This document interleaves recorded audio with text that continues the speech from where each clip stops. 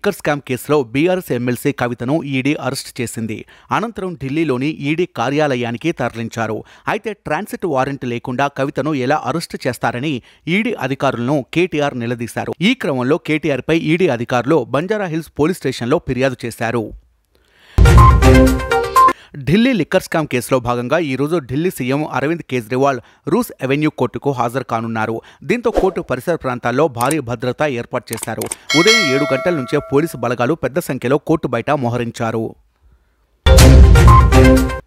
వైఎస్ఆర్సీపీ అభ్యర్థుల జాబితా శనివారం విడుదల కానుంది. ఇడుపులపాయలో వైఎస్ఆర్ ఘాట్ వద్ద సీఎం జగన్ మొత్తం 175 అసెంబ్లీ, 25 పార్లమెంటు స్థానాలకు అభ్యర్థులను ప్రకటిస్తారు.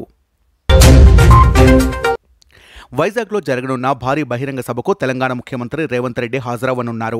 న్యాయ సాధన సభ పేరుతో నిర్వహిస్తోన్న ఈ బహిరంగ కార్యక్రమానికి రేవంత్తో పాటు ఏపీ కాంగ్రెస్ పార్టీ రాష్ట్ర వ్యవహారాల incharge Manickam Tagore, AP PCC chief YS షర్మిలతో పాటు ఇతర కీలక నేతలు హాజరు కానున్నారు.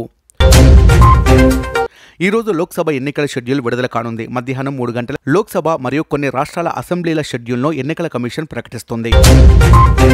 ప్రముఖ వ్యాపారవేత్త రతన్ టాటా ప్రతిష్టాత్మక పివి నరసింహారావు స్మారక అవార్డు అందుకున్నారు. వ్యాపార రంగంలో ఆయన చేసిన విశేషమైన కృషికి ఈ అవార్డు దక్కింది. దేశంలో తొలిసారిగా under water tunnel metro rail సేవలు అందుబాటులోకి వచ్చాయి. కోల్కతాలో నిర్మించిన భూగర్భ మెట్రో సేవలను చూసేందుకు తొలి రోజే ప్రజలు భారీగా తరలివచ్చారు. కరీంనగర్ బీఆర్ఎస్ ఎంపీ అభ్యర్థి వినోద్ కుమార్కు సంబంధించిన మల్టీప్లెక్స్పై పోలీసులు దాడి చేశారు. 6 కోట్లకు పైగా డబ్బును పోలీసులు సీజ్ చేశారు. వైసీపీ పార్టీకి రాజీనామా చేసిన ఒంగోలు ఎంపీ మాగుంట శ్రీనివాసులు రెడ్డి ఇవాళ టీడీపీలో చేరనున్నారు. సాయంత్రం 4 గంటలకు చంద్రబాబు సమక్షంలో పార్టీ కండువా కప్పుకోనున్నారు. విక్టరీ వెంకటేష్ రెండో కుమార్తె హవ్యవాహిని వివాహం ఘనంగా జరిగింది. విజయవాడకు చెందిన డాక్టర్ పాతూరి వెంకటరమణారావు కుమారుడు డాక్టర్ నిశాంత్తో శుక్రవారం రాత్రి 9:36 వివాహం జరిగింది. రామానాయుడు స్టూడియోలో ఈ వేడుక జరిగినట్లుగా తెలుస్తోంది. ప్రస్తుతం ఈ వేడుకకు సంబంధించిన ఫోటోస్, వీడియో సోషల్ మీడియాలో వైరల్ అవుతున్నాయి.